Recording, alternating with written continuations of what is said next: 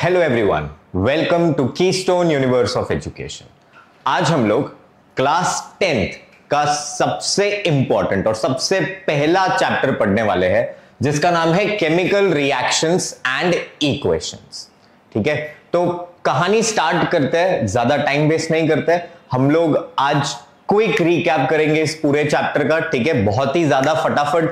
तो जो बहुत ज्यादा इंपॉर्टेंट टॉपिक्स है जैसे कि बैलेंसिंग हो गया, ठीक है, और टाइप्स ऑफ केमिकल रिएक्शंस हो गए, उस पर मैं ज्यादा टाइम स्पेंड करूंगा। तो ये जो छोटी छोटी चीजें हम फटाफट गो थ्रू करते हैं। ठीक है, तो what is a physical change, जो आपने 9th में पढ़ा था। कोई भी एक ऐसा चेंज जिसमें कोई नया सब्सटेंस फॉर्म नहीं होता है, उसको आप बोलते हो एक फिजिकल चेंज। जैसे कि मेल्टिंग ऑफ आइस, आइस का भी फॉर्मूला H2O होता है। जब वो मेल्ट करके पानी बनता है तो वो भी H2O ही रहता है। तो ऐसे रिएक्शंस जिसमें, या तो ऐसे चेंज जिसमें न्यू सब्सटेंस का फॉर्मेशन नहीं होता है, उसको बोलते हैं फिजिकल चेंज। दूसरे टाइप के चेंज को बोलते हैं केमिकल चेंज। ये ऐसे चेंजेस होते हैं जिसके अंदर एक नया केमिकल सब्सटेंस का फॉर्मेशन होता है। ठीक है, तो जैसे rusting of iron, iron is Fe and उसका रस्ट फेरिक ऑक्साइड होता है, हाइड्रेटेड फेरिक ऑक्साइड होता है। तो एक कंपाउंड ही चेंज हो जाता है। ठीक है, तो ऐसे प्रोसेसेस जिसके अंदर जो ओरिजिनल सब्सटेंसेस है वो अपनी आइडेंटिटी लूज करके एक न्यू सब्सटेंस का फॉर्मेशन करते हैं। ठीक है, उस टाइप के चेंजेस को आप बोलते हो केमिकल चेंज। अब इसी को अपन एक एग्जांपल से समझेंगे, जो आपकी एक्टिविटी 1.1 है। Now this is a very important activity from examination point of view, क्योंकि यहां से क्या क्वेश्चन बनता है बेटा, यहां से क्वेश्चन ये बनता है कि जब आप मैग्नीशियम रिबन को बर्न करते हो, तो बर्न करने से पहले उसको सैंड पेपर से रब क्यों किया जाता है। अब यहां पर यह बहुत ही इंपॉर्टेंट प्रश्न है हर एक स्कूल के लिए और इवन बोर्ड पर्सपेक्टिव के लिए, कि why is magnesium ribbon cleaned before burning with sand paper. तो उसका उत्तर बड़ा ही सरल है कि मैग्नीशियम रिबन के ऊपर मैग्नीशियम ऑक्साइड का एक लेयर आ जाता है, जिसको रिमूव करने के लिए आप सैंड पेपर से उसको रब करते हो, राइट। और अगर ये आप रहने दोगे तो हमारी ये जो एक्टिविटी है, जो आप आके देखोगे, वो कंप्लीट नहीं हो पाएगी। जब एक मैग्नीशियम रिबन को आप बर्न करते हो, मतलब Mg+O2, तो मैग्नीशियम ऑक्साइड बनता है। ठीक है, जैसे ही आप रिबन को बर्न करोगे, क्या होगा, एक डैजलिंग व्हाइट फ्लेम प्रोड्यूस होगी। ठीक है, इंपॉर्टेंट क्या है, डैजलिंग व्हाइट फ्लेम प्रोड्यूस होगी। ठीक है, जो मैग्नीशियम ऑक्साइड की ऐश व्हाइट कलर की है, वो भी आपको दिखेगी। तो एक ऐसा रिएक्शन जिसमें आपने मैग्नीशियम लिया था, ऑक्सीजन लिया था, और एक नया कंपाउंड बन गया जो था मैग्नीशियम की ऐश, MgO। तो ऐसे रिएक्शन, ऐसे चेंज को आप एक केमिकल चेंज कहते हो। इसी का एक और उदाहरण है जब जिंक और सल्फ्यूरिक एसिड रिएक्ट करते हैं। अब यह भी बड़ा इंपॉर्टेंट है, जिंक का फॉर्मूला Zn होता है और सल्फ्यूरिक एसिड होता है H2SO4। ठीक है, जब आप जिंक को सल्फ्यूरिक एसिड के अंदर प्लेस करते हो, डाइल्यूट सल्फ्यूरिक एसिड में प्लेस करते हो, तो आपको एक नया सब्सटेंस मिल जाता है which is ZnSO4 along with evolution और production of a new gas which is hydrogen. अगर आप हाइड्रोक्लोरिक एसिड में जिंक को प्लेस करोगे तो आपको ZnCl2 मिलेगा, लेकिन गैस तो हाइड्रोजन ही रहेगी। इस गैस को कैसे आइडेंटिफाई करना है, यस, हम आगे पढ़ेंगे पॉप साउंड टेस्ट। नाउ जो जिंक ग्रैन्यूल्स को जब आप ऐड करते हो सल्फ्यूरिक एसिड में या तो कोई भी एसिड में, तो बबल्स रिलीज होते हैं हाइड्रोजन गैस के। ठीक है, ये जो रिएक्शन है, इस रिएक्शन के अंदर जो टेम्परेचर है वो चेंज हो जाता है, मतलब बढ़ जाता है। भावनाएं समझ रहे हो आप। ठीक है, अब जब टेम्परेचर बढ़ेगा तो ऐसे रिएक्शंस को हम क्या नाम देंगे, हम उनको बोलते हैं एक्सोथर्मिक रिएक्शन। एक ऐसा रिएक्शन जिसके अंदर हीट का इवोल्यूशन होता है। ठीक है, आप देख रहे हो वो हाथ लगा रहा है, टच करके ये कोशिश करने का ट्राई कर रहा है बोलने की कि भाई ये गर्म हो गया है। ठीक है, now why should a magnesium ribbon be clean before burning, अभी मैंने बताया था, इसका आंसर आप फटाफट दो। ठीक है, आपके पास 5 सेकंड है, वीडियो पॉज कर सकते हो। ठीक है, मैं तो आंसर लेके आता हूं। ये रहा आंसर, मैग्नीशियम रिबन जब एक्सपोज होता है एयर में तो उसके ऊपर मैग्नीशियम ऑक्साइड का लेयर आता है जो आपको रिमूव करना पड़ता है। तो अब हम बात करते हैं कैरेक्टरिस्टिक्स ऑफ केमिकल रिएक्शन। ये तो हमने बहुत ही जल्दी कर दिया। केमिकल चेंज क्या होता है? एक ऐसा चेंज जिसमें नया सब्सटेंस फॉर्म होता है, ठीक है। एंड एक कैरेक्टरिस्टिक क्या होगी केमिकल रिएक्शन की? उसके लिए the easily observable changes that take place in a chemical reaction are called characteristics of the chemical reaction।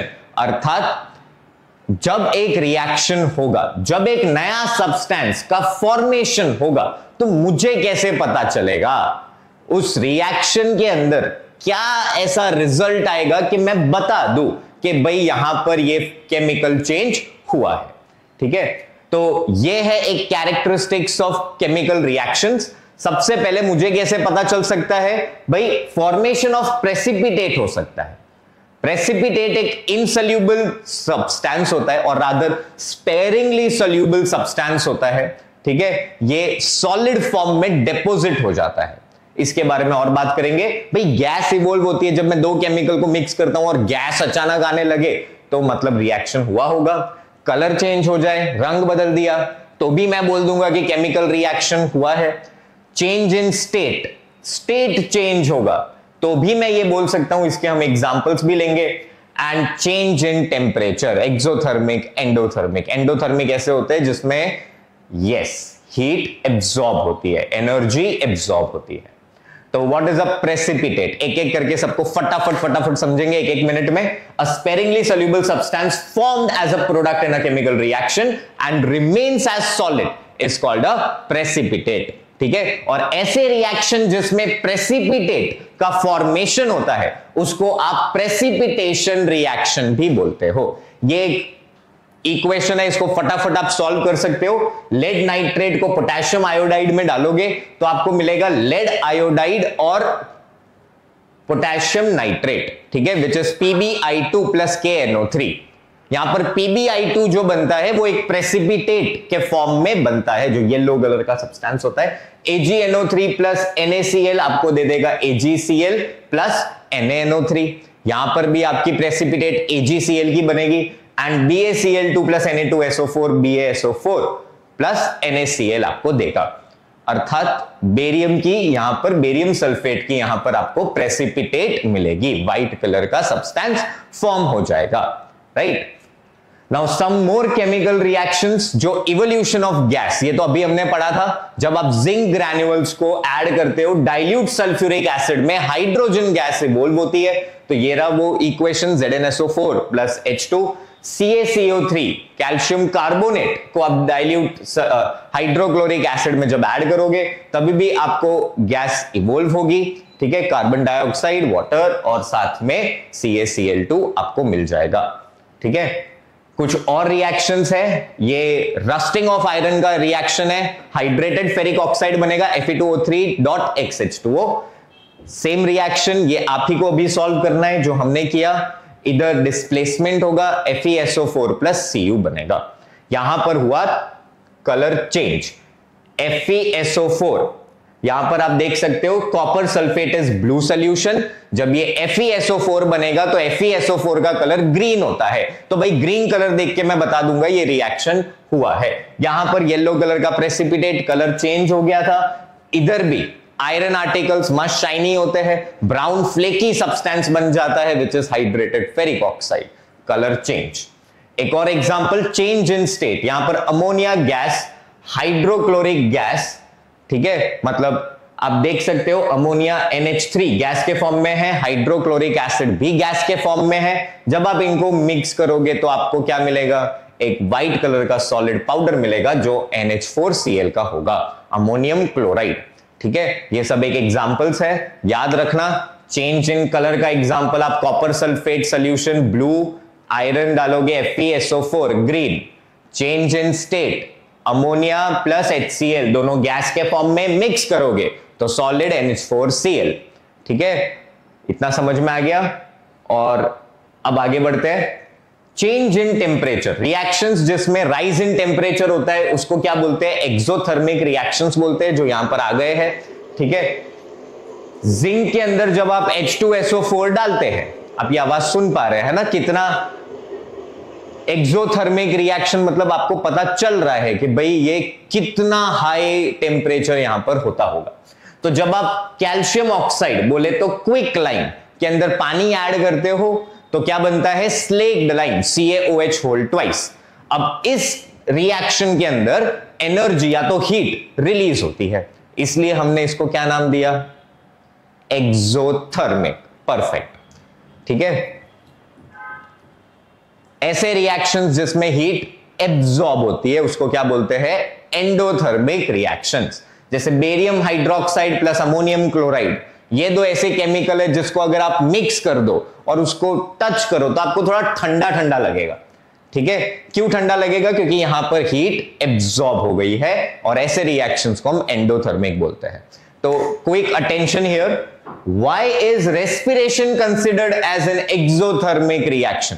Very very important from examination point of view, ठीक है भाई। अगर ये इतना बेसिक क्वेश्चन है और ये आपको नहीं आया ना तो सही में बहुत बड़ा प्रॉब्लम हो जाएगा, क्योंकि आपने बायो में भी पढ़ा है रेस्पिरेशन को एक्सोथर्मिक रिएक्शन क्यों कहा जाता है, क्योंकि रेस्पिरेशन के टाइम पर एनर्जी का लिबरेशन होता है, एनर्जी रिलीज होती है, ठीक है। इसीलिए ये एक एक्सोथर्मिक रिएक्शन है। आपको कैसे लिखना है यहां पर आप देख सकते हो कि हम जो खाना खाते हैं उसमें ग्लूकोज होता है, ग्लूकोज का ब्रेकडाउन होता है with the help of oxygen, और प्रोड्यूस क्या होता है, एक न्यू केमिकल सब्सटेंस, और साथ में एनर्जी रिलीज होती है, जो एनर्जी हम सेल्यूलर प्रोसेसेस के लिए यूज करते हैं, right. Now what do you mean by exothermic and endothermic reaction? ये क्वेश्चन है ना, कभी कभी स्कूल्स पूछ लेते हैं कि इनको जब कोई बहुत ही इजी क्वेश्चन देना होता है तो ऐसा कोई डिफरेंस दे देते हैं एक्सोथर्मिक और एंडोथर्मिक के बीच में, भाई तुम डिफरेंस बता दो। अब भाई ऐसे क्वेश्चन में तो आपके मार्क्स नहीं जाने चाहिए। एक्सोथर्मिक रिएक्शन ऐसे रिएक्शन होते हैं जिसमें हीट इवोल्व होती है, रिलीज होती है, ठीक है। वाइल इसके examples burning of coke, coke is coal basically, ठीक है, कार्बन होता है। Burning of natural gas CH4 methane, जब आप इसको बर्न करते हो। ऑक्सीडेशन ऑफ ग्लूकोज, अभी हमने बात की, respiration is exothermic. And quick line, वो तड़तड़ आवाज जो आ रही थी ना थोड़ी देर पहले, ठीक है, तो quick line dissolved in water. चलो एंडोथर्मिक रिएक्शंस, अभी मैंने बात की बेरियम हाइड्रोक्साइड और अमोनियम क्लोराइड, इनको जब आप मिक्स करोगे तो ठंडा ठंडा cool cool, and that is because it is endothermic reaction. तो ये हो गया हमारा फट क्विक रिकैप, ठीक है। अब तक हमने क्या पढ़ा, केमिकल चेंज क्या होता है, और हमने ये पढ़ लिया कि एक केमिकल इक्वेशन की, केमिकल रिएक्शन की कैरेक्टरिस्टिक्स क्या होती है। लेकिन अब तक हमने ये नहीं पढ़ा कि केमिकल रिएक्शन होता क्या है। तो अब हम बात करते हैं कि भाई एक केमिकल रिएक्शन जो मैं कब से ही बोल रहा हूं उसका मतलब क्या है। भाई केमिकल रिएक्शन क्या होता है, एक स्टेटमेंट होता है, ठीक है। अब आप ध्यान से समझना, zinc reacts with sulphuric acid to form zinc sulphate and give out hydrogen gas, ठीक है।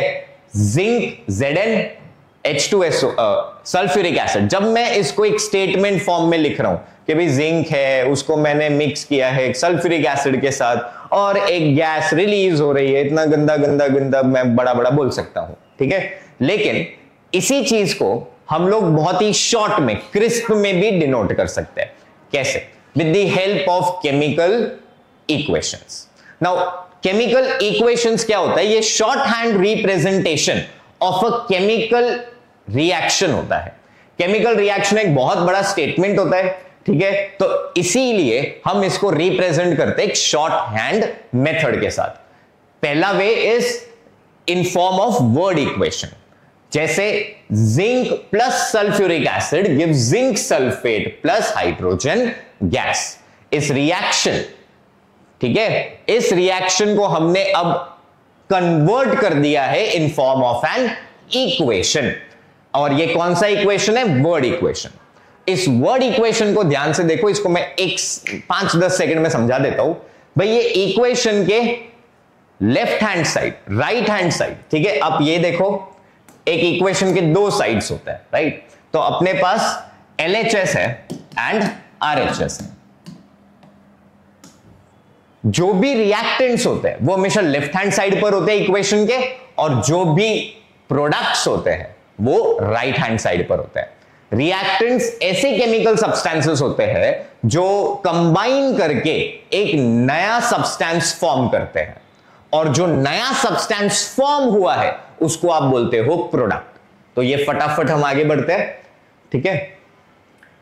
लेकिन वर्ड इक्वेशन में भी क्या है, आपको स्पेलिंग मिस्टेक हो गया तो इसीलिए हमारे पास एक और शॉर्टकट मेथड है।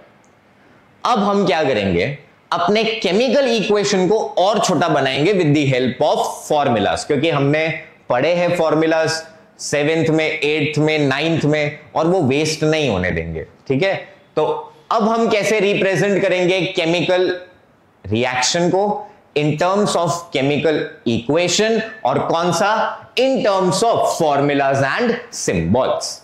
तो Zn plus H2SO4 gives ZnSO4 plus H2।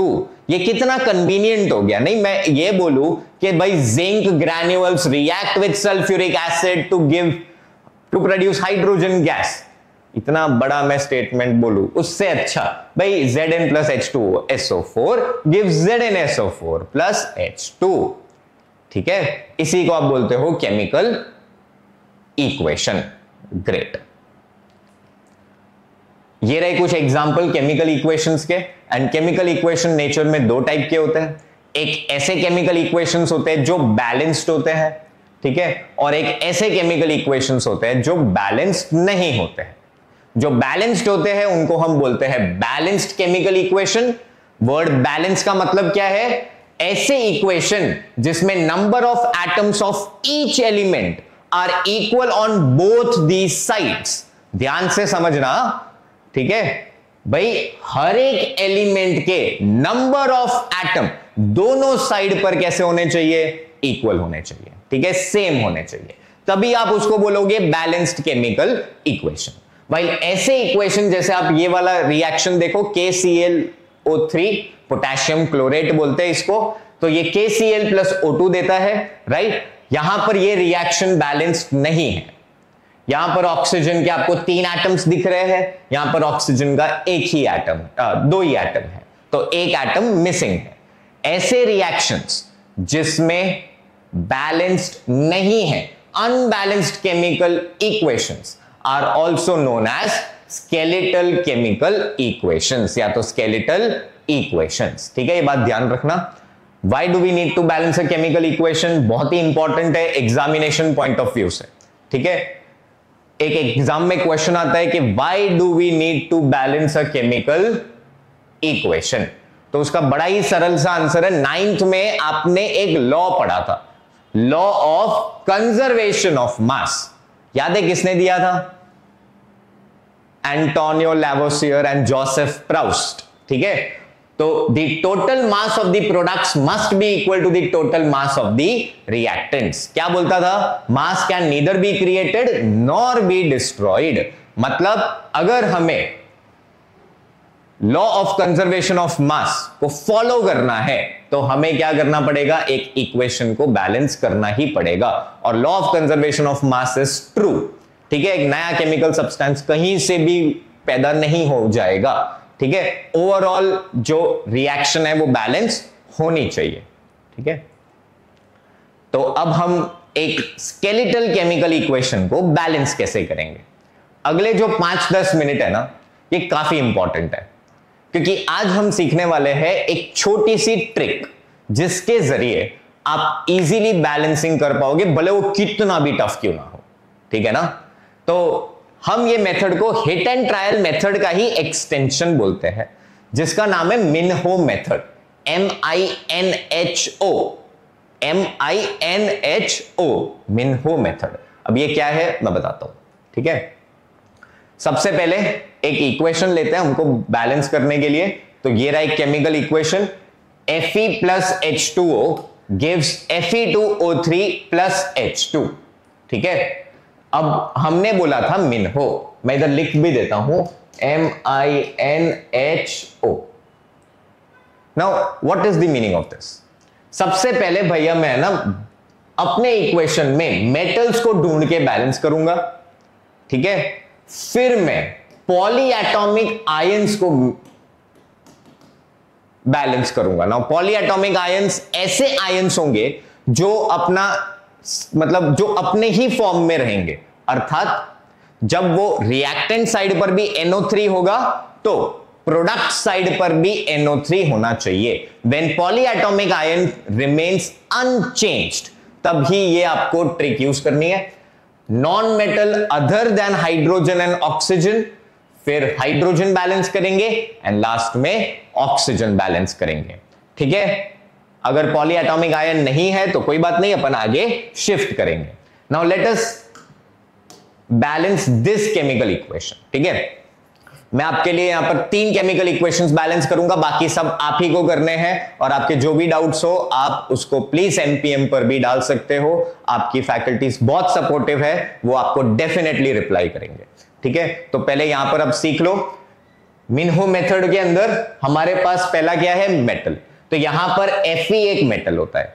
ठीक है, एक केमिकल इक्वेशन आपने लिखने के बाद एक बॉक्स बनाना है। यहां पर एक बॉक्स बनाए हैं, ये बॉक्स आपके माइंड में होना चाहिए, पेपर पर नहीं होना चाहिए। ये आपके माइंड में बॉक्स होना चाहिए। दिस इंडिविजुअल बॉक्स, ठीक है ना, will act as a bracket. जैसे मैथ में एक ब्रैकेट काम करता है, वैसे ही केमिस्ट्री में ये बॉक्स काम करेगा। मतलब अगर आप कोई भी चीज कोएफिशिएंट में रखोगे तो वो पूरे के पूरे उस एलिमेंट के साथ या उस कंपाउंड के साथ मल्टीप्लाई होगा।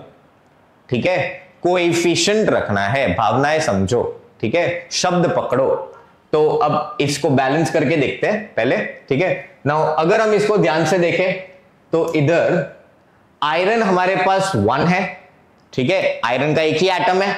वाइल प्रोडक्ट साइड पर, ठीक है, प्रोडक्ट रिएक्टेंट, तो प्रोडक्ट साइड पर हमारे पास आयरन के 3 एटम्स हैं।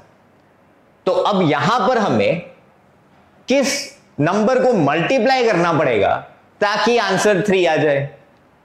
3 1s are, चलो अच्छा है, कुछ बच्चों ने तो 3 बोला। तो यहां पर हम मल्टीप्लाई करेंगे 3 से, तो 3Fe बैलेंस्ड। नेक्स्ट हमको मिन्हो मेथड में क्या करना है, पॉलीएटॉमिक आयन तो इधर है ही नहीं, non metal other than hydrogen and oxygen भी नहीं है, और भी मजा। अब हम बात करते हैं हाइड्रोजन की, इधर है 2, इधर भी है 2। अब बात करते हैं ऑक्सीजन की, ऑक्सीजन यहां पर कितना है, 1, इधर कितना है, 4। तो यहां पर कितने होने चाहिए, 4, करेक्ट। 4 1s are 4। तो ऑक्सीजन रिएक्टेंट साइड पर 4, प्रोडक्ट साइड पर तो ऑलरेडी 4 है। लेकिन जब आप इसको 4 से मल्टीप्लाई करोगे तो ये बात ध्यान रखना कि भाई ये एक ब्रैकेट है, अर्थात ये जो 4 है ये हाइड्रोजन के 2 के साथ भी मल्टीप्लाई होगा, मेकिंग हाइड्रोजन का नंबर 4 2s are 8। तो हाइड्रोजन अगर इधर 8 है तो इधर आप 4 से मल्टीप्लाई करो तो आपको मिल जाएगा H8।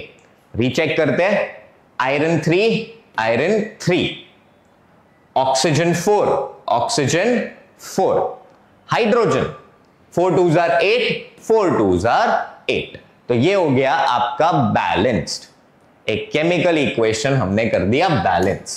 ठीक है, अब एक और एग्जांपल देखते हैं, methane plus oxygen. Formula for methane मैं लिख देता हूं, नेचुरल गैस मीथेन का फॉर्मूला होता है CH4 plus O2 will give you CO2 plus H2O। ठीक है, ये भी बड़ा ही सिंपल इंटरेस्टिंग सा क्वेश्चन है, मिन्हो मेथड फॉलो करते हैं। ठीक है, carbon 1, carbon 1, hydrogen 4, hydrogen 4, oxygen 2, यहां पर इधर 2 प्लस 2, ये 2 इससे भी मल्टीप्लाई होगा ना। ठीक है, तो 2 प्लस 2 ऑक्सीजन 4। तो मैं किस नंबर से इधर मल्टीप्लाई करूं कि मेरे को आंसर 4 मिले, चलो अच्छी बात है 2। ठीक है, तो ये हो गया हमारा balance equation, CH4 plus 2O2 gives CO2 plus 2H2O। ठीक है, एक और एग्जांपल लेते हैं, Mg3 plus N2 give plus water gives MgOH whole twice plus NH3. ठीक है, तो magnesium nitride plus water gives you magnesium hydroxide plus ammonia. ठीक है, तो इसका आंसर क्या आएगा? आपके पास 10 सेकेंड है, जब तक मैं इसको सॉल्व कर रहा हूं आप भी सॉल्व करो, देखते हैं पहला आंसर किसका आता है. ठीक है, चलो तो मैं इसको सॉल्व करता हूं. यहां पर 3 मैग्नीशियम 3, तो इधर हम करेंगे 3, नाइट्रोजन 2, ये हो गया 2. अब हाइड्रोजन देखो, इधर है 2, यहां पर 2 3s are 6. मल्टीप्लाई करना था क्योंकि इधर क्या होगा, एक ब्रैकेट, बराबर. तो 2 3s are 6 plus 2 which is 8. तो हाइड्रोजन ऑन प्रोडक्ट साइड आपको कितने दिख रहे हैं? 8 दिख रहे हैं. ठीक है, तो यहां पर हम किससे मल्टीप्लाई करेंगे? 4. राइट, अब हम क्या करेंगे? आप में से किसी का आंसर आया? जल्दी.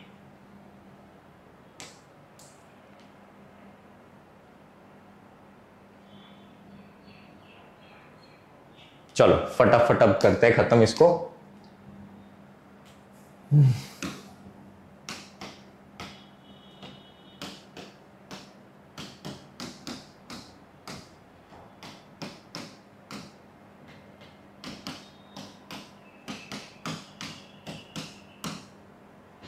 ये लास्ट समय जो मैं कर रहा हूं, ठीक है, बॉक्स बना दो पहले.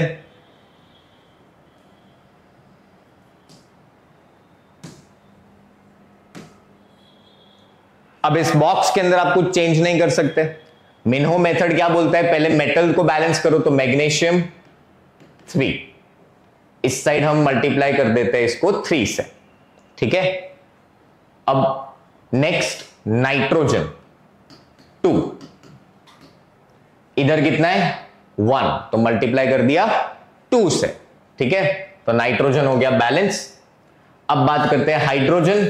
हाइड्रोजन इधर ही है 2, यहां पर कितना है? 3 2s are 6 plus 3 2s are 6 which is 12. ठीक है, तो यहां पर हम हाइड्रोजन को 12 बनाने के लिए इसको किससे मल्टीप्लाई करेंगे? 6 से. तो ये हो गया हाइड्रोजन बैलेंस्ड. ऑक्सीजन कितना हुआ? 6, यहां पर 3 2s are 6, इधर ऑक्सीजन है ही नहीं, बैलेंस्ड. तो ये आपका इक्वेशन है Mg3N2 plus 6H2O gives 3 MgOH whole twice plus 2 NH3. I hope आपका आंसर मेरे से पहले आया होगा. Butane, butane is C4H10. चलो अब मैं आपको एक और ट्रिक बताता हूं. ठीक है, ये वैसे तो मैं क्वेश्चन आपके लिए छोड़ने वाला था, पर यहां पर मेरे को एक चांस मिल गया है एक और आपको इंटरेस्टिंग ट्रिक बताने का. जब भी कोई ऐसा रिएक्शन हो जिसमें एक डाई एटॉमिक गैस प्रेजेंट हो, ठीक है, ब्यूटेन होता है C4H10. डाई एटॉमिक गैस बोले तो O2. ठीक है, डाई एटम मतलब 2 एटम वाली गैस, H2 O2 Cl2. ठीक है, gives you CO2 plus water. Now इस रिएक्शन को बैलेंस करने के लिए सबसे पहले तो आप कार्बन को बैलेंस करो. ध्यान से समझना.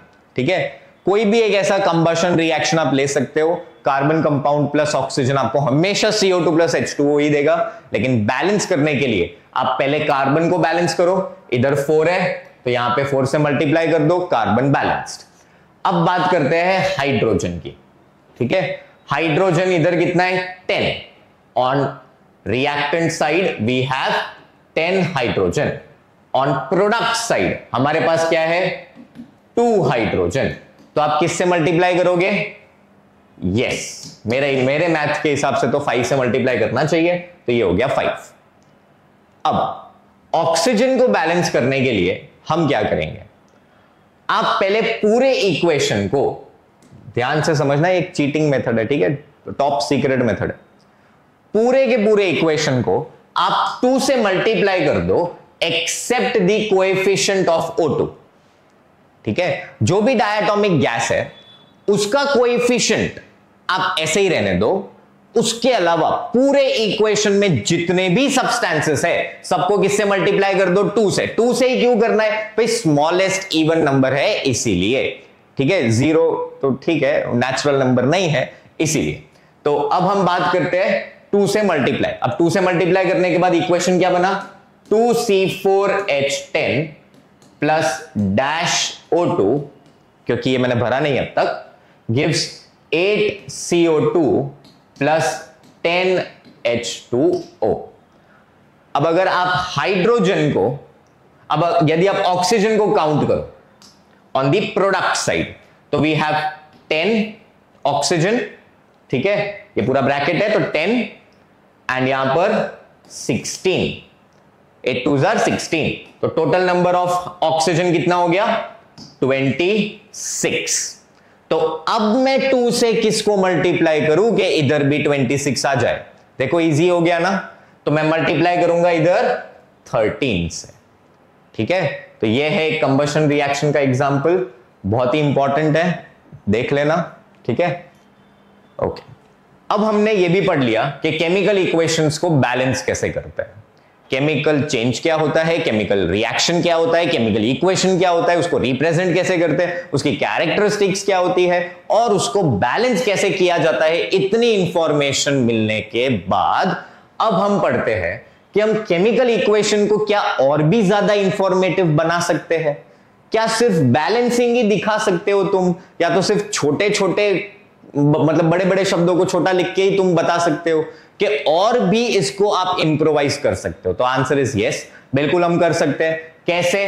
By writing the physical states of matter. आपके इक्वेशन में फिजिकल स्टेट ऑफ मैटर भी लिखा होगा। अब देखो, आपको एग्जाम में सबसे इंपॉर्टेंट चीज क्या करनी है, आपको पता होना चाहिए कि एक केमिकल रिएक्शन जो एक स्टेटमेंट होता है उसको आप कैसे एक केमिकल इक्वेशन में कन्वर्ट करते हो और कितना एक्यूरेटली करते हो, ठीक है। ध्यान से समझना ये बात। फिजिकल स्टेट आप कैसे लिखोगे, सॉलिड को रिप्रेजेंट करते हैं ब्रैकेट में स्मॉल s के साथ, और सॉलिड कौन होंगे, जनरली मेटल्स होंगे या तो सॉल्ट के प्रेसिपिटेट, याद है ना वो स्पेयरिंगली सोल्यूबल सब्सटेंस अभी थोड़ी देर पहले पढ़ा था। लिक्विड को आप रिप्रेजेंट करोगे ब्रैकेट में स्मॉल l के साथ, गैस को रिप्रेजेंट करोगे ब्रैकेट में स्मॉल g के साथ, और एक्वियस सॉल्यूशन को रिप्रेजेंट करोगे ब्रैकेट में स्मॉल a और q के साथ, ठीक है। लिक्विड्स कौन होंगे, ये जनरली वाटर के लिए यूज करते हैं अपन लिक्विड वर्ड, ठीक है। और उसके साथ मोल्टन सॉल्ट या तो मेटल, कोई एक ऐसा मेटल जो मोल्टन स्टेट में रिएक्ट करता है, ठीक है, लिक्विड के स्टेट में रिएक्ट करता है, उसी को आप लिखोगे लिक्विड।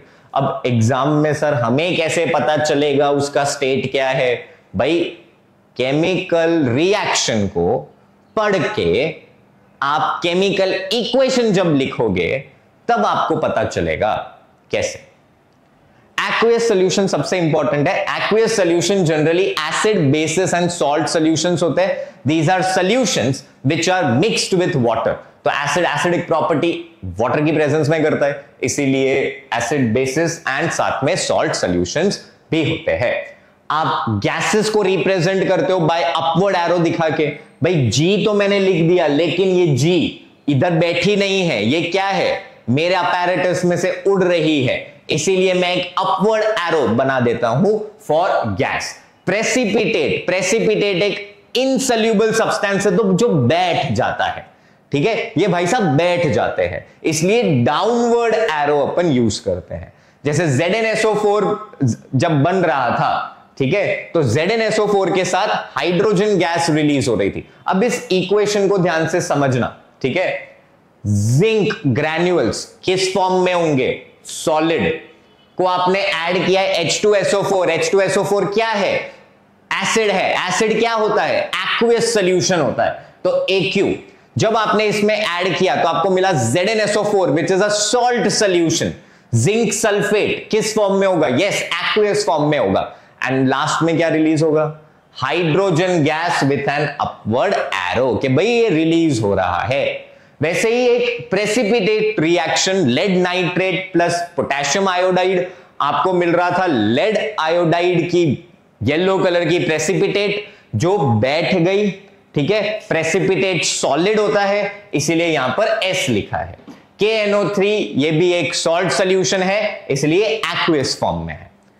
अब आपको थोड़ा थोड़ा समझ में आ रहा है, ये सब हमने क्लास में किया है, एक बार रिकैप ले रहे हैं। आप इक्वेशन को हीट लिख के भी और ज्यादा इंफॉर्मेटिव बना सकते हो। अगर एक्सोथर्मिक रिएक्शन है तो प्रोडक्ट साइड में आप हीट लिखोगे, एंडोथर्मिक है तो रिएक्टेंट साइड पर। इतनी आपको अगर इतनी मेहनत नहीं करनी है तो आजकल हम क्या करते हैं, एरो के ऊपर भी हीट लिख सकते हैं for endothermic reactions to take place, जैसे ये रहा, ठीक है।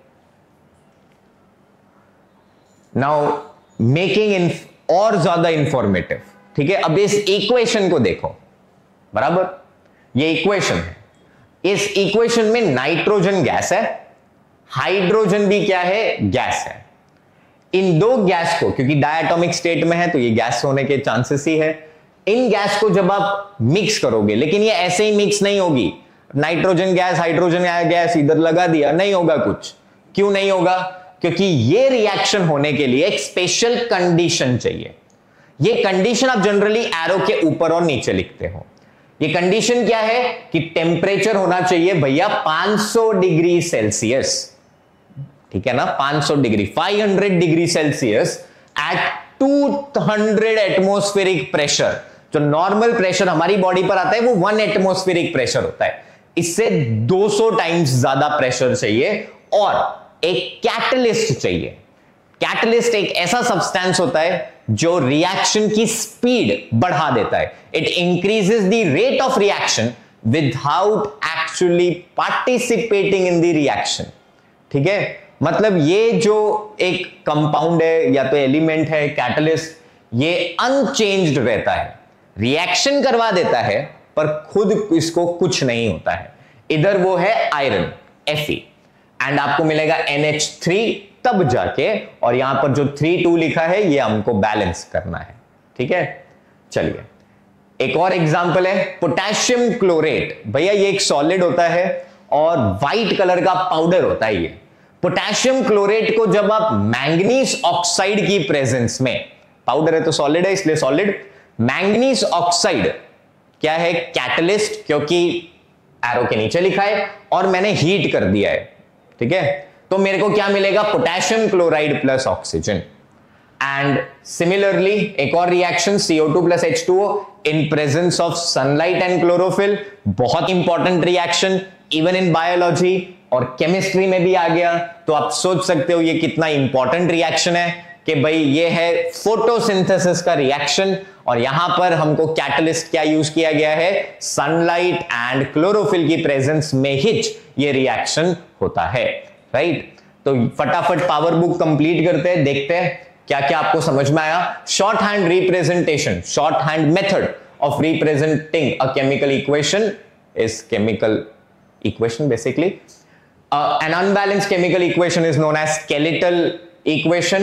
According to law of conservation of mass, total mass of the reactant must be equal to that of the products. और ये हमने जो बैलेंस किए, ठीक है, फटाफट आप कर सकते हो। आपके पास 10 सेकेंड है, इसको पॉज करके आप इसका आंसर ला सकते हो।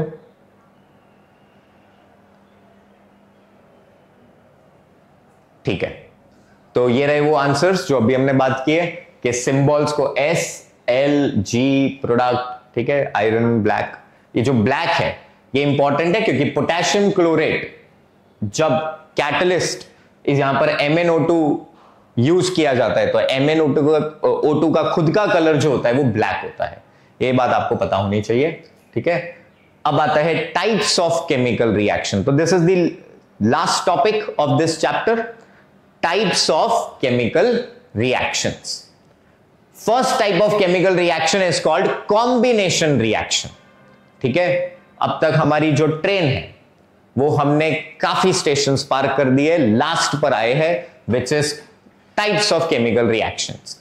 तो पहला है कॉम्बिनेशन रिएक्शन। कॉम्बिनेशन रिएक्शन ऐसे रिएक्शन होते हैं जिसमें दो या दो से अधिक कंपाउंड्स, सब्सटेंसेस कंबाइन करते, नाम से ही पता चल रहा है यार कि कॉम्बिनेशन का मतलब क्या होगा, जब दो सब्सटेंस क्या करेंगे, जुड़ जाएंगे, कंबाइन होंगे, ऐसे रिएक्शन को आप बोलते हो कॉम्बिनेशन रिएक्शंस। ठीक है, और ये जुड़ के कितना कंपाउंड बनाएगा, एक ही सिंगल कंपाउंड बनाएगा। ठीक है, तो एक एग्जांपल दिया है कैल्शियम ऑक्साइड एंड क्विकलाइम। ठीक है, यहां पर क्या बनेगा, देखो CaO प्लस H2O, एक कॉम्बिनेशन रिएक्शन का example, quicklime in water. Quicklime क्या होता है, यस सॉलिड लिखा है, H2O लिक्विड के स्टेट में लेना है इसलिए L लिखा है। जब आप इसको मिक्स करते हो तो आपको क्या मिलेगा, CaOH होल ट्वाइस। ठीक है, कैल्शियम हाइड्रोक्साइड आपको यहां पर मिलेगा, और ये जो कैल्शियम हाइड्रोक्साइड होगा वो AQ। Yes perfect. चलिए, तो यहां तक आप लोगों को कोई डाउट है, नहीं है, अच्छी बात है। कॉम्बिनेशन रिएक्शन का एक और एग्जांपल है CaOH whole twice, that is slake the lime जो अभी हमने बनाया था, प्लस CO2, तो आपको मिलेगा CaCO3, कैल्शियम कार्बोनेट। ठीक है, प्लस H2O दैट इज पानी।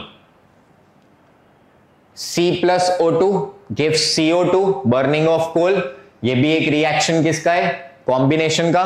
कॉम्बिनेशन तीन टाइप के होते हैं। ठीक है, combination between two elements, between an element and a compound, and between two compounds. तो यहां पर बिटवीन टू एलिमेंट्स का एग्जांपल है C प्लस O2, दोनों एलिमेंट्स है, क्या बना देगा, CO2 बना देगा। ठीक है, दूसरा एक एग्जांपल दिया है Mg plus O2। Mg plus O2 क्या देगा, MgO, अभी पढ़ा था। ठीक है, व्हाइट डैजलिंग व्हाइट फ्लेम। ठीक है, मैग्नीशियम रिबन। ठीक है, तो मैग्नीशियम प्लस ऑक्सीजन, ये भी क्या है, दोनों एलिमेंट को कंबाइन करोगे MgO बन जाएगा। एक और एग्जांपल, दो एलिमेंट का जब आप हाइड्रोजन और ऑक्सीजन को कंबाइन करते हो, भाई ये तो बहुत ही बेसिक एग्जांपल है। ठीक है, पानी बनता है, H2 plus O2 gives H2O। ठीक है, तो यहां पर भी क्या है, दो एलिमेंट्स को आपने कंबाइन किया है। आप अमोनिया NH3 प्लस HCl, ये दो कंपाउंड्स हैं। अभी तक क्या देखे, दो एलिमेंट्स, अब देख रहे हैं दो कंपाउंड्स। तो ammonia plus HCl, NH3 plus HCl, NH4Cl, तो दो कंपाउंड। एक और एग्जांपल CaO प्लस CO2, क्या बनेगा, CaCO3 बनेगा, कैल्शियम कार्बोनेट बनेगा। Reaction between element and compound, तो एक कंपाउंड है sulphur dioxide SO2 plus O2, क्या बनेगा, SO3 बन जाएगा। ठीक है, तो यहां पर आप देख सकते हो।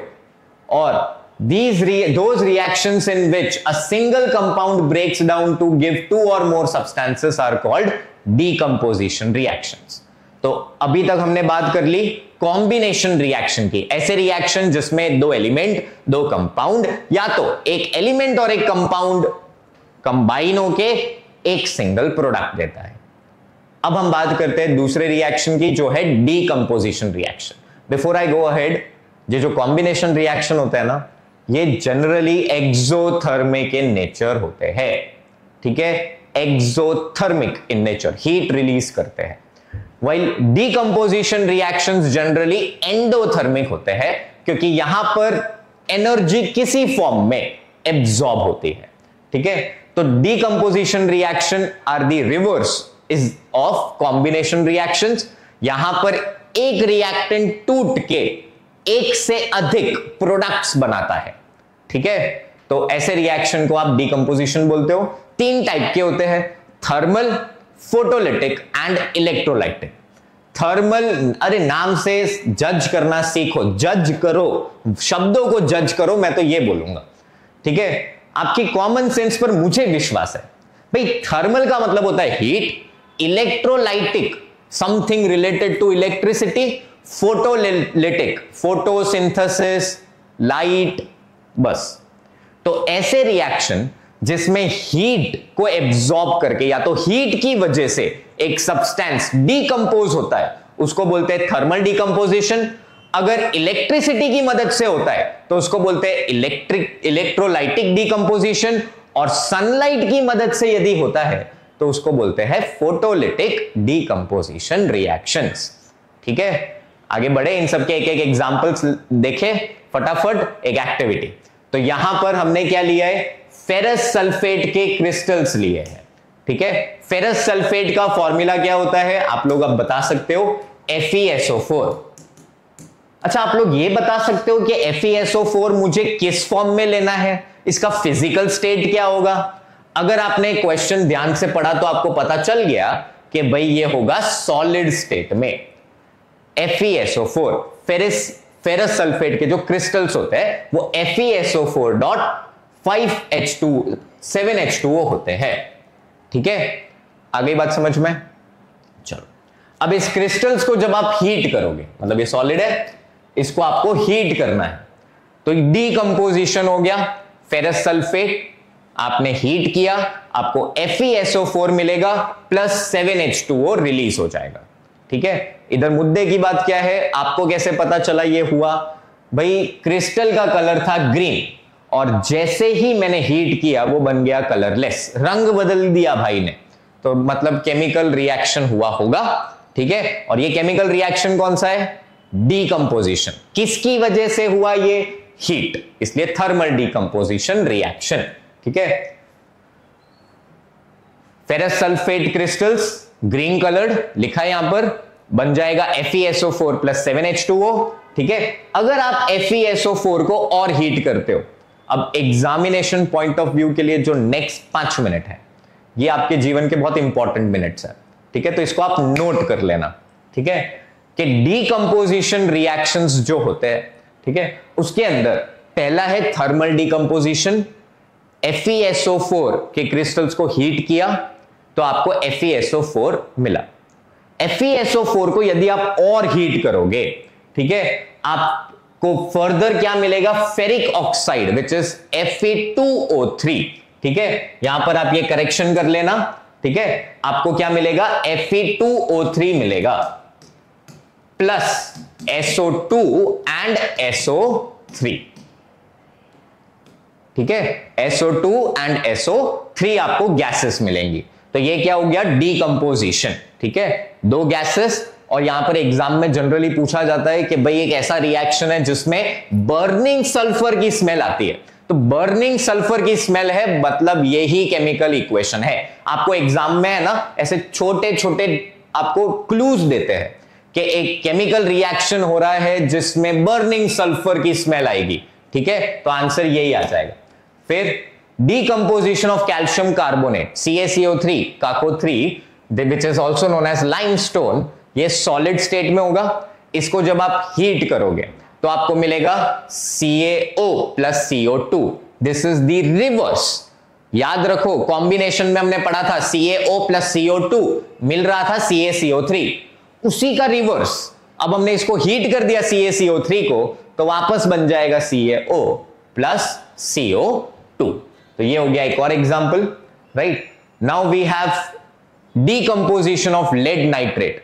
तो थर्मल डीकंपोजिशन में 3 एग्जांपल, FeSO4 को हीट करना, ठीक है, FeSO4 के बाद CaCO3 को हीट करना और लेड नाइट्रेट को हीट करना। PbNO3 होल ट्वाइस को जब आप हीट करोगे तो आपको मिलेगा PbO plus NO2 plus O2। ये रिएक्शन क्यों इंपॉर्टेंट है?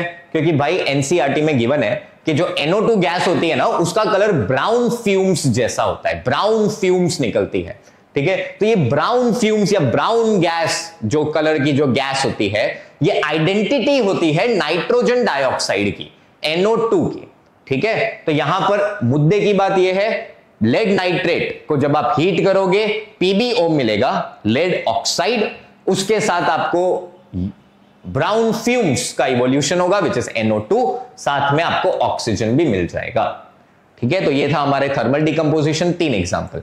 इलेक्ट्रोलाइटिक डिकंपोजिशन बहुत ही सिंपल एग्जांपल है, H2O, पानी को जब आप इलेक्ट्रिसिटी देते हो, ये अपैरेटस रखा गया है, इलेक्ट्रोलाइसिस का है, आई होप आपको समझ में आ ही गया होगा, ठीक है। बहुत ही सिंपल है। यहां पर हमने 2 नोड्स लिए हैं, anode and cathode, electricity pass की है। जब आप इलेक्ट्रिसिटी पास करोगे तो जो नेगेटिव टर्मिनल होगा वहां पर हाइड्रोजन गैस आएगी, जो पॉजिटिव टर्मिनल होगा वहां पर ऑक्सीजन गैस आएगी। The volume of hydrogen gas will be twice as that of the oxygen, ठीक है। क्यों ऐसा होगा? क्योंकि वाटर के अंदर H2O these gases are present in a ratio of 2:1, इसीलिए। ठीक है, तो H2O in presence of electricity will give you H2 plus O2। ठीक है, ये रहा वो आंसर। H2O लिक्विड, इलेक्ट्रोलाइसिस किया है with the help of H2SO4 dilute क्यों ऐड किया है? क्योंकि distilled water is poor conductor of electricity, तो हमने थोड़ा सॉल्ट सोल्यूशन, थोड़ा सोल्यूशन डाल दिया एसिड का, ताकि ये आयनिक फॉर्म में आ जाए और यहां पर इलेक्ट्रिसिटी कंडक्ट हो पाए। ठीक है, तो आपको क्या मिलेगा? H2 plus O2। Photolytic decomposition, in photolytic decomposition हमारे पास क्या है? सनलाइट की मदद से यदि कोई कंपाउंड टूट जाए, अब ऐसे fragile compounds generally dark coloured bottles में रखे जाते हैं। बहुत ही इंपॉर्टेंट है एग्जामिनेशन पॉइंट ऑफ व्यू से कि AgCl, सिल्वर क्लोराइड और सिल्वर ब्रोमाइड जैसे सब्सटेंसेस हम लोग डार्क कलर्ड बॉटल्स में क्यों स्टोर करते हैं? भाई हम लोग डार्क कलर्ड बॉटल्स में इसलिए स्टोर करते हैं क्योंकि these compounds undergo photolytic decomposition and they will form some another compound। ठीक है, जैसे अगर चाइना डिश में आपने सिल्वर क्लोराइड सनलाइट में खुला छोड़ दिया, ठीक है, तो ये अपना रंग बदल देगा। तो आपको सिल्वर क्लोराइड जो सॉलिड फॉर्म में होता है, व्हाइट कलर का होता है, वो आपको दे देगा Ag+Cl2, क्लोरीन गैस इवॉल्व होना चालू हो जाएगी। ठीक है, एंड ये कलर चेंज हो जाएगा इनटू सिल्वर। एक और एग्जांपल है फोटोलिटिक डिकम्पोजिशन का, AgBr, silver bromide. Silver bromide को भी अगर आप सनलाइट में रख दोगे तो क्या मिलेगा? Ag+Br2। आप देख सकते हो Br2 गैस क्यों है? क्योंकि डायटोमिक स्टेट में है। तो मैंने बताया था आपको, ये सब काम आएगा, छोटी छोटी ट्रिक्स याद रखना। ठीक है, नेक्स्ट इज एक्सोथर्मिक रिएक्शंस। ठीक है, तो अभी हमने बात की कॉम्बिनेशन रिएक्शन, ये एक कॉम्बिनेशन ही है जिसमें आपको क्या होगा? हीट इवोल्व होगी, CH4 plus O2 combination plus combustion CO2 plus H2O मिलेगा। ठीक है, रेस्पिरेशन भी एक एक्सोथर्मिक रिएक्शन होता है, ये हमने बात की। ठीक है, रेस्पिरेशन इधर क्या दे देगा प्रोडक्ट में? CO2 plus H2O। बैलेंस करो, खुद करना। ठीक है, चलो अब बीबी क्यों करते हैं फटाफट, कुछ important question. A solution of a substance X is used for white washing. यहां पर है ना, कुछ बच्चे बहुत ही ज्यादा पढ़ लिखे, मतलब बहुत ज्यादा पढ़ लिखते हैं। ठीक है, तो वो इतना फास्ट में पढ़ते हैं कि वो ये समझ नहीं पाते कि यहां पर आपको ये पूछा है कि एक सब्सटेंस X का सोल्यूशन जो है वो व्हाइट वॉशिंग में यूज करना है। ठीक है, व्हाइट वॉशिंग में कौन सा सब्सटेंस बनेगा वो नहीं बोला है आपको। अभी आपको यह बोला है कि एक सोल्यूशन ऑफ सब्सटेंस X आप यूज करते हो व्हाइट वॉशिंग में। तो quick lime which is calcium oxide का सोल्यूशन प्लस H2O आप यूज करते हो व्हाइट वॉशिंग में, विच इज कैल्शियम हाइड्रोक्साइड। ठीक है, तो यहां पर हमारा जो X है वो हो जाएगा quick lime which is calcium oxide, and जो हमारा फॉर्मूला है वो हो जाएगा CO2। अब इधर इक्वेशन क्या आएगा? अब भी हमने की थी इक्वेशंस, हमने की थी CaO plus H2O combination CaOH whole twice. चलो ये भी आ गया एक chemical reaction CaOH whole twice. अब अगर आप CaOH होल ट्वाइस जो आप व्हाइट वॉशिंग में यूज करते हो, ठीक है, चूना, ये चूना लगाने के बाद एयर में से जो कार्बन डाइऑक्साइड है उसके साथ ये रिएक्ट करेगा और बना देगा एक और व्हाइट कलर का शाइनी फिनिश। अगर आप देखोगे चूने की जो दीवारें होती है ना, ऐसे बड़ी चमकती है ना। ये जो शाइन है, जो चमक है, वो कहां से आती है? ये भाई कार्बन डाइऑक्साइड से रिएक्ट करने के बाद वो बन जाता है कैल्शियम कार्बोनेट CaCO3, ठीक है, जिसकी ये चमक होती है। Why is the amount of gas collected in one of the test tubes double of the amount collected in the other on the electrolysis of water? भाई क्योंकि पानी के अंदर हाइड्रोजन और oxygen are present in a ratio of 2:1, ठीक है, इसीलिए। Why are decomposition reactions called opposite of combination reaction? कितना इजी क्वेश्चन पूछते हैं ना एग्जाम में, ठीक है। तो यहां पर आपको क्या लिखना है? डिकम्पोजिशन में एक सिंगल कंपाउंड स्प्लिट होता है और कॉम्बिनेशन में दो अलग अलग सब्सटेंसेस कंबाइन होते हैं, ठीक है, together to form a single compound. ये आपके पास 10 सेकेंड है, मैं नॉर्मली 30 देता हूं पर बहुत सिंपल है, तो 10 सेकेंड है, फटाफट आप इसको कंप्लीट करो। ओके, एक ऐसे रिएक्शन जिसमें 2 और मोर एलिमेंट्स को आप कंबाइन करते हो तो उसको कॉम्बिनेशन बोलते हैं। CaO plus H2O CaOH whole twice देता है। CaOH whole twice calcium hydroxide plus carbon dioxide क्या दे देगा? कैल्शियम कार्बोनेट दे देगा। Ammonia plus hydrochloric acid gives ammonium chloride NH4Cl, ये इसका वर्ड इक्वेशन है। Reaction in which heat is released is called exothermic reaction. Decomposition of vegetable matter is also an example of exothermic reaction, and decomposition reaction जिसमें heat absorb होती है उसको बोलते हैं thermal decomposition reactions. Displacement reaction, तो 2 reaction complete, combination, decomposition. अब आता है displacement, ऐसे reaction जिसमें एक higher reactive metal किसी दूसरे मेटल को, लोअर रिएक्टिव मेटल को उसी के सॉल्ट सॉल्यूशन में से रिप्लेस कर दे। ये अपने मेटल्स की है ना एक प्रॉपर्टी होती है कि जो हायर रिएक्टिव, मतलब एक ऐसा मेटल जो बहुत ही इजीली रिएक्टिव है नेचर में, वो दूसरे लोअर रिएक्टिव मेटल्स को उसके सॉल्ट सॉल्यूशन में से रिप्लेस कर सकता है। ठीक है, तो यहां पर एक एग्जांपल लेते हैं जिसके अंदर Cu प्लस FeSO4, यहां पर कोई रिएक्शन होगा? अगर आपने हां बोला है तो आपने ये टेबल नहीं देखा अब तक। इस टेबल के अंदर देखो, यहां पर potassium is the most reactive metal while platinum being the least reactive metal. इसको लर्न करने के लिए एक एक्रोनिम भी है कि please send cats, monkeys and zebras in large hired cases, make sure good proper health. ठीक है, अब हेल्थ तो इधर है नहीं, पर प्रॉपर तक आप याद कर सकते हो। ठीक है, तो Cu आप देखोगे copper is lower than iron. ठीक है, तो यहां पर रिएक्शन नहीं होगा। लेकिन अगर मैंने बोला होता CuSO4 प्लस Fe क्या होता है, तो Fe being more reactive will replace copper, इसलिए आपका आंसर आ जाता FeSO4 प्लस Cu। ठीक है, जैसे ये रहा वो answer, Zn plus CuSO4 zinc solid, copper sulphate aqueous, आपको मिलेगा ZnSO4 प्लस Cu।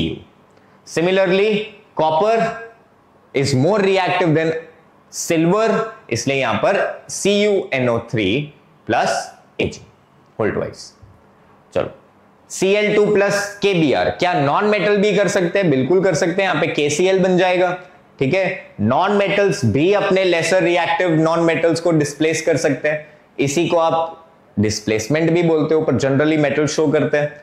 ठीक है, ऐसे रिएक्शंस जिसमें एक्सचेंज ऑफ आयंस हो, दोनों सॉल्ट सॉल्यूशन अपने मेटल्स को एक्सचेंज कर दे, तो उसको आप बोलते हो डबल डिस्प्लेसमेंट रिएक्शन। ठीक है, डिस्प्लेसमेंट क्या था? छीना झपटी। डबल डिस्प्लेसमेंट क्या था? व्यापार। ठीक है, एक्सचेंज। चलो, तो इधर एक एग्जांपल है डबल डिस्प्लेसमेंट का, जिसमें बेरियम क्लोराइड है। बेरियम क्लोराइड को हमने Na2SO4 में प्लेस किया है कि दोनों ही कलरलेस सॉल्यूशंस होते हैं, barium chloride and sodium sulphate. जब आप इन दोनों को मिक्स करते हो तो आपको बेरियम सल्फेट मिलता है जो व्हाइट कलर का होता है, प्रेसिपिटेट होता है, और साथ में NaCl मिलता है। ठीक है, BaSO4 प्लस NaCl, इसको आपको बैलेंस करना पड़ेगा। व्हाइट प्रेसिपिटेट किसकी बनी? बेरियम सल्फेट की बनी। ठीक है, यहां तक कोई डाउट नहीं है? Very good. अब एक छोटा सा मैं आपको एक और टिप देता हूं। टिप ये है कि जनरली जो डबल डिस्प्लेसमेंट रिएक्शंस होते हैं, दे आर प्रेसिपिटेशन रिएक्शंस। ठीक है, और सारे प्रेसिपिटेशन रिएक्शन डबल डिस्प्लेसमेंट होते हैं, लेकिन सारे डबल डिस्प्लेसमेंट जरूरी नहीं है कि प्रेसिपिटेट भी शो करें। ठीक है, चलो, oxidation reduction, last topic of the chemical reactions. ठीक है, इसी के साथ हम सिर्फ कोरोजन रैंसिडिटी दूर है अपना चैप्टर एंड करने के लिए। अब तक आपने जो भी चैप्टर में पढ़ा वो तो बहुत ही अच्छा था, वो तो बहुत ही इजी था। ठीक है, कुछ इंपॉर्टेंट क्वेश्चन इस चैप्टर में से जनरली पूछे जाते हैं, लेकिन ये चैप्टर पढ़ने लायक है इस टॉपिक की वजह से, और वैसे तो बहुत ही इजी है, एग्जाम में इतना लोड नहीं लेना है। ऑक्सीडेशन एंड रिडक्शन रिएक्शन नाम ही सजेस्ट कर रहा है कि ऐसे रिएक्शन जिसमें ऑक्सीजन का गेन होता है या तो हाइड्रोजन का लॉस होता है, ऐसे रिएक्शन को आप बोलते हो ऑक्सीडेशन रिएक्शन। और ऐसे रिएक्शन जिसमें ऑक्सीजन का लॉस होता है और हाइड्रोजन का गेन होगा, तो इसको आप बोलोगे रिडक्शन रिएक्शन। ऐसे केमिकल इक्वेशंस जिसमें ये दोनों प्रक्रियाएं हो रही है, मतलब ऑक्सीडेशन भी हो रहा है, रिडक्शन भी हो रहा है, तो आप उसको बोलोगे redox reaction. Reduction and oxidation reactions. तो यहां पर आप ये एक एग्जांपल देखो, Cu कॉपर मेटल है, उसको ऑक्सीजन गैस में आपने बर्न किया है कॉपर को, तो क्या होगा Cu plus O2 will give you CuO। Heat किया है, देखो यहां पर लिखा है हीट, CuO। जो CuO होता है ये एक ब्लैक कलर का कंपाउंड होता है, कॉपर ऑक्साइड। अब यहां पर right hand side LHS side जो है, लेफ्ट हैंड साइड जो है, ठीक है, और RHS साइड है, ये ध्यान से देखना। Copper metal is gaining oxygen and is forming copper oxide. Copper ने ऑक्सीजन गेन किया, तो यहां पर copper is the metal which is getting oxidized. Copper is getting oxidized into copper oxide, ठीक है। इस पूरे रिएक्शन में ऑक्सीजन जो है ये वो सब्सटेंस है जिसकी वजह से कॉपर ऑक्सीडाइज हुआ है। ऐसे सब्सटेंसेस को आप बोलते हो oxidising agent. A substance which will donate oxygen और which will oxidise is called oxidising agent. जो ऑक्सीडाइजिंग एजेंट होता है ना, वो ऑक्सीजन अपना ही निकाल के देता है, इसलिए वो खुद क्या हो रहा है, रिड्यूस। क्योंकि लॉस ऑफ ऑक्सीजन को भी आप बोलते हो रिडक्शन, ठीक है। यहां पर देखते हैं सेकेंड वाले एग्जांपल में H2S प्लस Cl2 आपको मिल रहा है HCl प्लस S। H2S में से क्या रिमूव हो रहा है, हाइड्रोजन रिमूव हो रहा है, करेक्ट। रिमूवल ऑफ हाइड्रोजन को भी क्या बोलते हैं, ऑक्सीडेशन। तो H2S is getting oxidized into sulphur, ठीक है। और कौन सा सब्सटेंस यहां पर ऑक्सीडाइजिंग एजेंट है भाई, जो बच्चा वो क्लोरीन। अब ये नहीं हो सकता क्योंकि ये तो ऑक्सीडाइज हो रहा है, तो इसको कौन करवा रहा होगा, क्लोरीन, ठीक है। और एक एग्जांपल्स देखो यहां पर दिया है, SO2 plus H2S gives H2O plus S। In this particular equation SO2 sulphur dioxide is losing oxygen and क्या बन रहा है, सल्फर। लॉस ऑफ ऑक्सीजन को क्या बोलते हैं, रिडक्शन। इसीलिए SO2 is getting reduced. Substance which is getting reduced, कौन सा सब्सटेंस रिड्यूस हो रहा है, SO2 रिड्यूस हो रहा है। और H2S जो हो रहा है वो आप ध्यान से देखो, तो यहां पर H2S ने ऑक्सीजन गेन किया है, इसलिए ये हो रहा है ऑक्सीडाइज, ठीक है। नेक्स्ट वाला कॉपर ऑक्साइड प्लस कार्बन। इधर आप लोग मुझे बताओ फटाफट, which substance is getting oxidized. Yes, carbon बन रहा है कार्बन मोनोऑक्साइड। देखो कार्बन से carbon monoxide, oxygen gain, carbon is getting oxidized. While copper oxide जिसके पास खुद के पास ऑक्सीजन था, it is getting reduced into copper, उसने ऑक्सीजन लूज किया। तो इधर ऑक्सीडाइजिंग एजेंट कौन सा हुआ, जिसके पास ऑक्सीजन है, परफेक्ट, कॉपर ऑक्साइड, ठीक है। चलो ये आ गया एक और एग्जांपल, ये एक रिडॉक्स रिएक्शन का एग्जांपल है, अभी मैंने एक्सप्लेन किया। इधर रिड्यूसिंग एजेंट कौन होगा, जो रिड्यूस करवा के देगा, ऑक्सीडाइजिंग एजेंट का उल्टा, ठीक है। एक और example, Fe2O3 plus Al gives Fe plus Al2O3, ठीक है। अब इस इक्वेशन को भी अगर आप ध्यान से देखो, तो यहां पर जो एल्यूमिनियम है, aluminium is gaining oxygen to form aluminium oxide.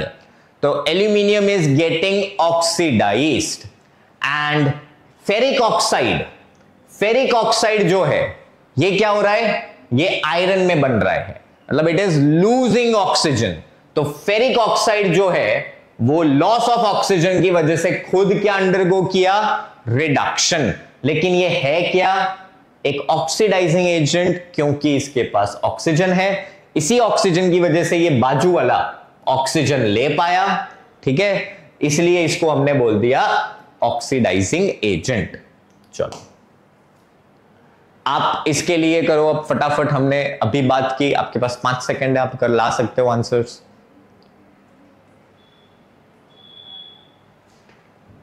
ये एक और एग्जांपल है। जनरली जो रिडॉक्स रिएक्शंस है ये थोड़ा आउट, मतलब आपके वैसे सिलेबस में इतना रेलेवेंट नहीं है, लेकिन अगर आपको ये टॉपिक की जानकारी हो जाए तो कोई बड़ी बात नहीं है, कोई छोटी बात भी नहीं है, अच्छी बात है। तो oxidation and reduction in terms of gain और लॉस ऑफ इलेक्ट्रॉन्स। अगर कोई भी एक ऐसा प्रोसेस है जिसमें लॉस ऑफ इलेक्ट्रॉन हो रहा है, इलेक्ट्रॉन जा रहा है, नेगेटिव चार्ज जा रहा है, तो वो क्या है, ऑक्सीडेशन। अगर गेन ऑफ इलेक्ट्रॉन हो रहा है तो वो होगा रिडक्शन।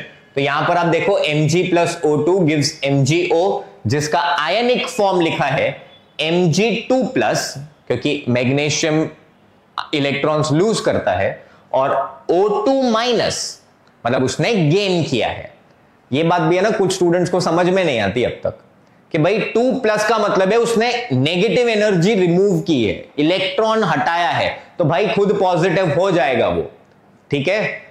तो Mg2 प्लस मतलब रिमूवल ऑफ ऑक्सीजन, तो Mg2 is getting oxidized, while O2 इसने क्या किया, 2 इलेक्ट्रॉन लिए, इसलिए ऑक्सीजन इज गेटिंग रिड्यूस्ड, ठीक है। यहां पर आप देख सकते हो लॉस ऑफ इलेक्ट्रॉन तो oxidation and gain of electron तो रिडक्शन। इधर भी सेम, अगर Fe प्लस S FeS बना रहा है, तो ये जो Fe2 प्लस और S2 माइनस है, आप इसके लिए भी आंसर निकाल सकते हो। ये चार्ज क्या है, पॉजिटिव, पॉजिटिव मतलब दिया होगा, तो Fe is getting yes oxidize, S2 क्या है, 2 माइनस मतलब उसने लिया होगा इलेक्ट्रॉन, इसलिए ये हो गया रिडक्शन, ठीक है। Same Zn plus Cu2 gives you Zn2 plus plus Cu। अब इधर अगर आप ध्यान से देखो तो जिंक ने क्या किया, इलेक्ट्रॉन्स लूज करके Zn2 प्लस बना दिया, therefore zinc will be oxidized. वही कॉपर का आयन देखो, Cu2 प्लस ने 2 इलेक्ट्रॉन गेन किए और कॉपर कंप्लीट एटम बना दिया, ठीक है। Cu2 प्लस ने क्या किया होगा, इलेक्ट्रॉन गेन किए होंगे, इसीलिए उसका ये 2 का चार्ज हट गया और ये बन गया Cu, तो ये क्या होगा, रिडक्शन। तो आप देख सकते हो, ठीक है, gain of electron is called reduction. ये एग्जामिनेशन पॉइंट ऑफ व्यू से एक इंपॉर्टेंट क्वेश्चन है, ध्यान देना। A shiny brown colored element X on heating, brown colored element X is copper, जिसको आप हीट करते हो एयर में तो एक ब्लैक कलर का कंपाउंड बनता है जिसको बोलते हैं कॉपर ऑक्साइड, ठीक है।